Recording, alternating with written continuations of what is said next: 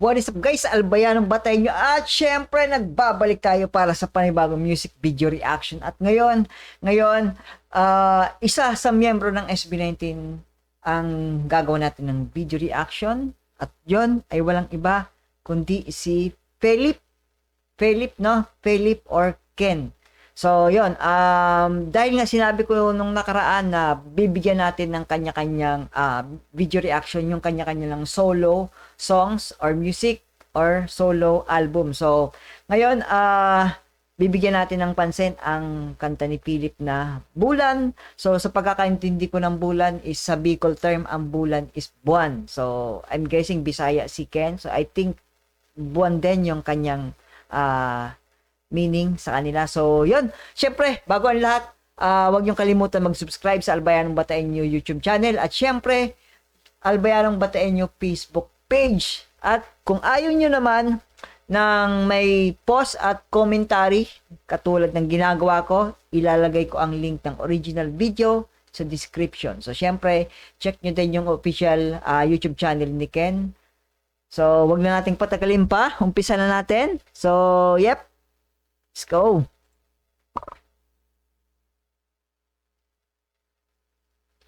By the way, wala akong idea kung anong style ng kanta nito ni Ken. So, first time ko rin siyang mapapakinggan at mapapanood tong music video niya.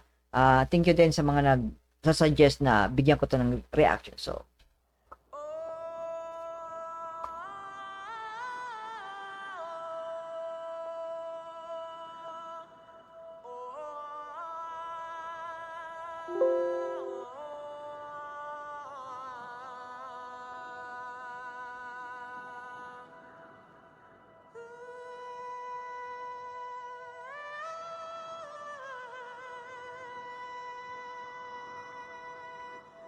So, kung bulan yung title, moon, so I'm guessing parang mga ritual no? May mga ganun na tema. At makikita mo rin sa video na ganun yung tema. At saka, lagi kong napapansin na si Ken mahilig sa pulang buhok. No? Yung sa isang video, yung sa Wish Bus Mana, yung tinawag kong Sakuragi dito, kulay pula din siya ulit. So, I'm guess na favorite color ni Ken is kulay pula. It all that represents blood and courage. So, magandang presentation. Yeah, okay.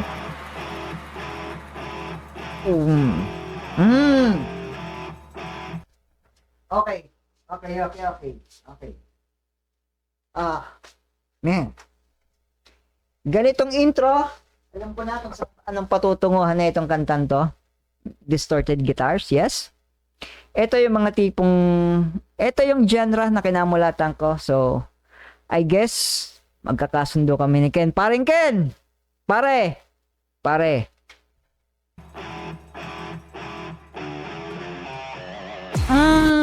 Ganda. Ito yung mga tugtugan ko, yan. Yeah. I think mapapadalas akong tumambay sa channel mo, Paring Ken. Abangan mo.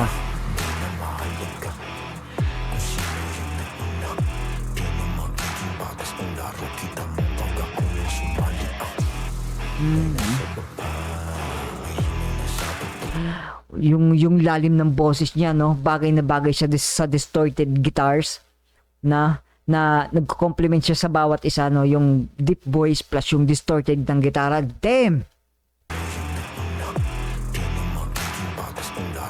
Yan yung maganda, no, wala namang yung sinabi niya na lyrics na wala namang problema kung wala namang hindi naman nagmamatter kung sino yung nauna.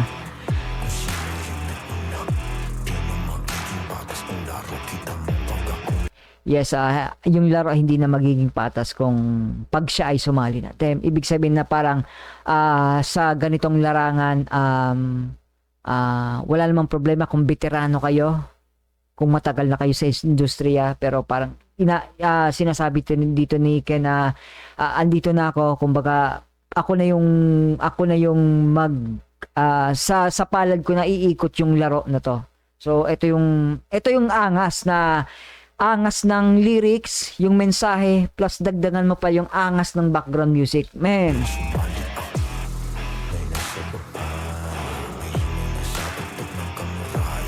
Yes, dati silang nasa baba, ngayon nasa taas na sila.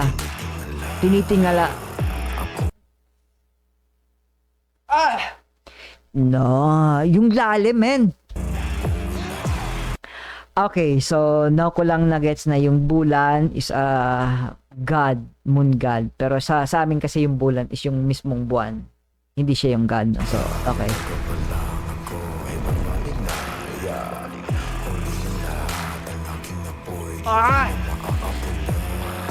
Abanti lang, walang atrasan, ang bumangga-giba.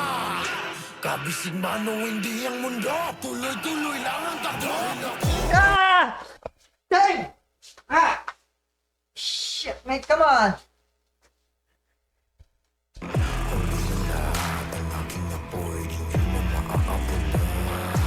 Abanti lang, walang atrasan, ang bumangga-giba.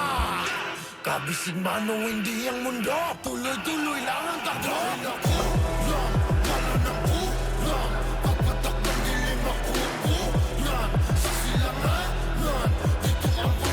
Ako ang buhlan sa silanga. Ang ganda ng pagkakat niya ng syllables na yan.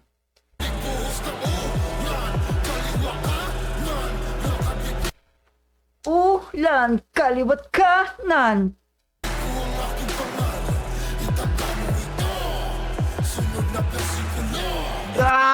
Ganda! Damn, man. Ang ganda ng visuals niya doon sa... Wow! Nan. Ulan. Kanan. Kaliwa kanan yung pag-march. Ulan. Keep taga mo ito. Sunod na bersikulo. Sa ginagawa dadahimikin ko'y nakaupo na sa trono, tanga ka ba? Di na bago sa'kin to, dapat lang basagin to, umaapoy sunugin to, kumanalangin kalamusan to, batahim. Ang ganda nung shit. Ang ganda ng pagkakagawa din ng videos. Matagal na ako nakaupo sa trono, tanga ka ba? Di na bago sa'kin. Well, hindi na bago sa akin to. Tagalog lang. Pasensya na, anin ko lang sa Tagalog. Saan na ba yun? Subtitles, Filipino. Okay. Ulit, sorry. Mulala ka na. So dito, maikakategorize ko tong ganitong style ng ano is new rap. New rap, mga panahon namin ganun yung ano, so new rap with rock. So nakapossess throne, ba? Tinabog sa akin to, tanga ka ba?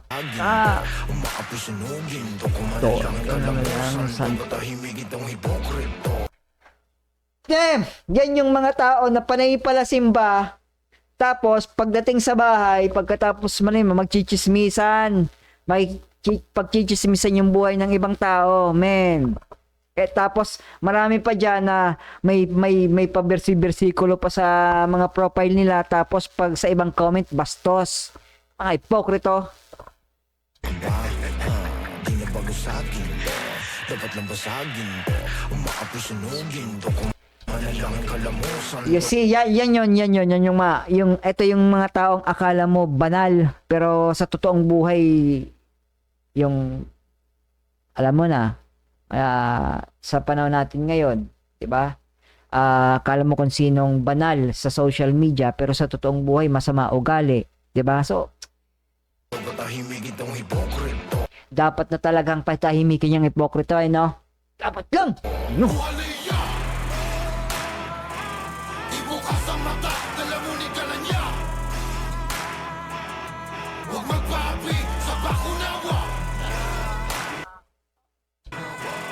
Sa himpapawid ang agilay sumilip, dilimitadong pananaw at pag-iisip, ugmakusahin ni Sistina, Sa himpapawid ng agilay sumilip, dilimitadong pananaw at pag-iisip. Yep, sa yung Aglay, Sa yung papawi ang gumili sumilip, dilimitadong pananaw at pag-iisip. dilimitadong pananaw ang pag-iisip. So, ito yung mga tao na, ito yung masabing pwede kong tawagin na boss. Open-minded ka ba? Yan yung mga ganun na yung, kumbaga yung hindi ka lang nakatutok sa isang pananaw. No, yung, kumbaga, kaya mong tanggapin yung pananaw ng isa, tanggapin mo yung pananaw ulit ng isa, tanggapin mo yung pananaw ulit ng isa. Kumbaga, kaya mo silang i-absorb, pero kahit papano, hindi ka, what do you call this? Hindi ka, pasensya na, parang, kumbaga, kaya mo tanggapin yung isang pananaw ng iba, pero kumbaga, kaya mo siyang i-absorb ng hindi nasasaktan. Kaya mo silang tanggapin, no? So, yun yung ibig kong sabihin. Na ako eh. So, yun. Kumbaga, ito yung tinatawag na pinaka positive thinking na kahit anong opinion ang meron iba to sa'yo, na hindi ka nalilimita ng mga opinion na yun. No? Iisip, umakusahin ni Sistina.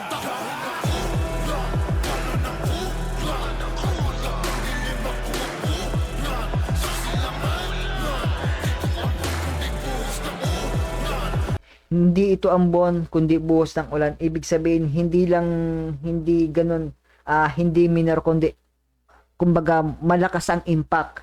Hindi lang basta-bastang impact, kundi isang isang malakas na pagbuhos ang ibibigay sa'yo. No? So, ganun kalakas yung magiging impact nitong sasabihin ko, nitong gagawin ko sa'yo. Yun yung sinasabi niya dito na, siyempre siya yung, bulan siya yung mungad eh. So, yung gagawin ko sa'yo, hindi lang siya parang pitik lang, kundi isang buong suntok. Hindi ambon, kundi isang buhos ng ulan, malabag yung, datingan.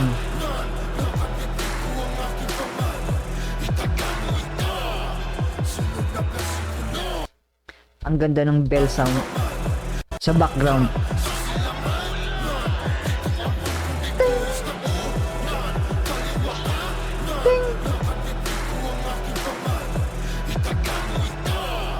God!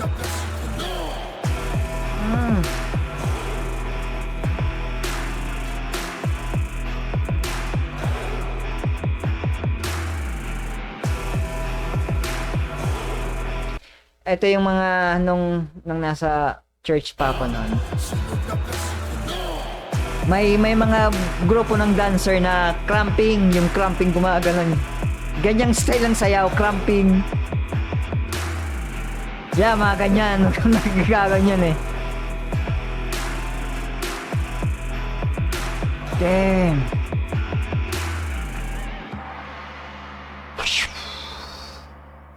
Pinawisan ako doon.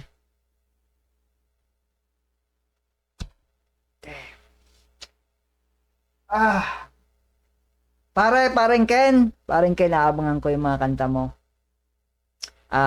Gusto ko yung kung papaano mo bigyan ng twist yung ganong style ng tugtog, no?